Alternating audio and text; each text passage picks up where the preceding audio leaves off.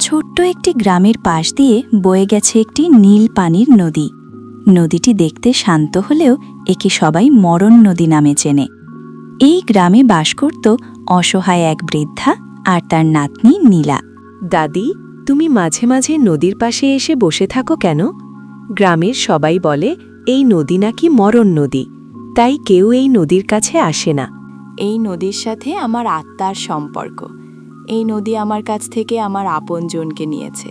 তোকে কখনো বলিনি, তুই ছোট ছিলিস তাই। এখন তুই বড় হয়েছিস তাই বলছি। বহু বছর আগে এই নদীতে তোর দাদা আর তোর বাবা মাছ ধরতে গিয়েছিল, আর ফিরে নাই। সেই শোকে তোর মা মারা যায়। বেশ কিছুদিন পরে বৃদ্ধা অনেক অসুস্থ হয়ে পড়ে। নীলা, আমি মনে হয় আর বাঁচব না। তোকে নিয়ে আমার অনেক চিন্তা হয়। আমি মারা গেলে তুই বড্ড একা হয়ে যাবি। এই জগতে তোর আপন বলতে কেউ থাকবে না। তোকে একাই বাকিটা জীবন পথ চলতে হবে। জানি না তোর ভাগ্যে কি আছে। দোয়া করি সৃষ্টিকর্তা সবসময় তোকে ভালো রাখবে। দাদি, তুমি এসব কি বলছো? তোমার কিছুই হবে না, তুমি সুস্থ হয়ে যাবে। বাবা মার মতো তুমিও আমাকে একা করে যেতে চাও? বুঝ হবার পর থেকে তোমার হাত ধরে হেঁটেছি, কখনো একা চলিনি। তোমাকে ছাড়া আমি কিভাবে একা থাকব?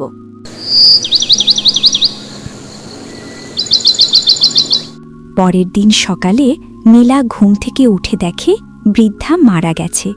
নীলা কাঁদছে। এই জগতে নীলার যে আপন বলতে কেউ থাকল না। গ্রামবাসীরাও কাঁদছে নীলার কথা ভেবে, তাই সবাই নীলাকে সান্ত্বনা দিচ্ছে।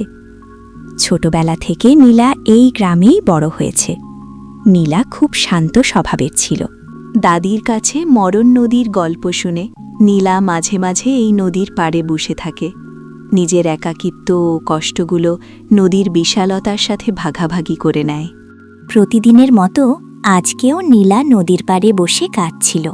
হঠাৎই দেখতে পেল নদীর ঢেউয়ের সাথে কি যেন ঘূর্ণির মতো ঘুরছে। নীলা অবাক হয়ে তাকিয়ে রইল। ঘূর্ণির মধ্য থেকে একটি পাখি বেরিয়ে এলো। নীলা, আমি এই নীল পানির রক্ষক। তোমার কষ্টের জন্য এই নদী দায়ী। তোমার কাছ থেকে তোমার আপনজনকে এই নদী কেড়ে নিয়েছিল। এজন্য আমি অনুশোচনায় ভুগছি। তোমার সব সত্যিটা জানা দরকার। বহু বছর আগে তোমার বাবা আর দাদা এই নদীতে মাছ ধরতে এসেছিল। সেই দিন ওই জালে উঠেছিল নীল মাছ। এটা কোনো সাধারণ মাছ ছিল না, এটা ছিল মৎস্যকন্যা। তাই মৎস্য রাজা রেগে গিয়ে তোমার দাদা ও বাবার প্রাণ নেয়। আমি অপরাধ বোধে ভুগছি। আমি তোমাকে জাদুর পালক দিচ্ছি। এটা তোমার হুকুম পালন করবে। তোমার যখন যা দরকার শুধু ওকে বলবে। এই কথা বলে পাখিটি অদৃশ্য হয়ে গেল। নীলা অবাক হয়ে তাকিয়ে রইল নীল পানির দিকে। নীলার এই নদীর ওপর যে ঘৃণা ছিল, আজ তার অবসান হল। তারপর জাদুর পালক নীলার জীবন বদলে দিল। নীলার জীবনে আর কোনো কষ্ট থাকল না। সুখে শান্তিতে নীলার জীবন কাটতে লাগল।